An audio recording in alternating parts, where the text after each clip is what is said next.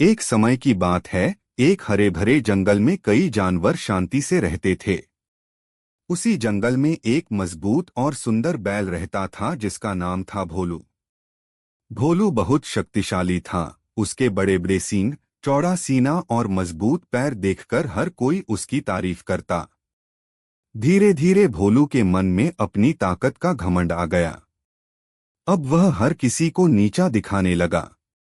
वह अक्सर जंगल के छोटे जानवरों से कहता, तुम सब मेरी बराबरी नहीं कर सकते।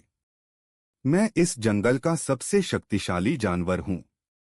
भोलू के इस व्यवहार से सभी जानवर परेशान थे। एक दिन जंगल में रहने वाला चालाक बंदर मोंटी ने सोचा कि इस बैल को सबक सिखाया जाए ताकि इसका अहंकार टूटे। मोंटी अपनी चतुराई के लिए पूरे जंगल में मशहूर था। उसने एक योजना बनाई।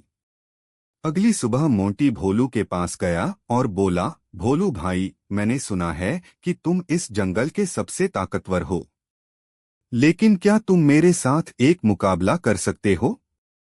भोलू हंसते हुए बोला, तुम एक छोटे से बंदर का मुकाबला मुझसे? चलो बताओ क्या करना है।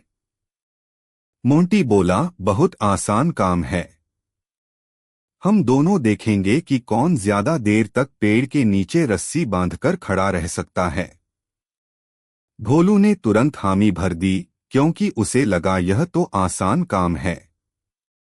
मोंटी ने पेड़ से एक मजबूत रस्सी बांधी, उसका एक सिरा भोलू के सींगों से बांधा और दूसरा अपने हाथ में पकड़ा। फिर उसने भोलू से कहा, अब देखो, मैं पेड़ के पीछे जाकर खींचता हूं और तुम अपनी जगह टिके रहना। जो हिलेगा वह हार जाएगा। भोलू ने जोश में आकर जोर से कहा, मैं कभी नहीं हिलूंगा। मोंटी पेड़ के पीछे गया, लेकिन रस्सी को पेड़ की जड़ के चारों ओर लपेटकर चुपचाप ऊपर चढ़ गया। अब भोलू पूरी ताकत से रस्सी खींच रहा था, लेकिन रस्सी बिल्कुल नहीं हिल रही थी।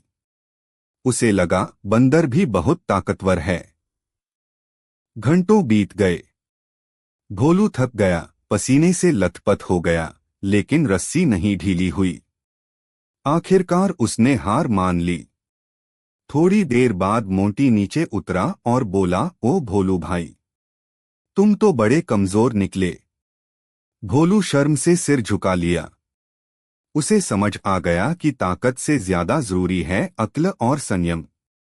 उस दिन के बाद भोलू ने कभी किसी को नीचा नहीं दिखाया।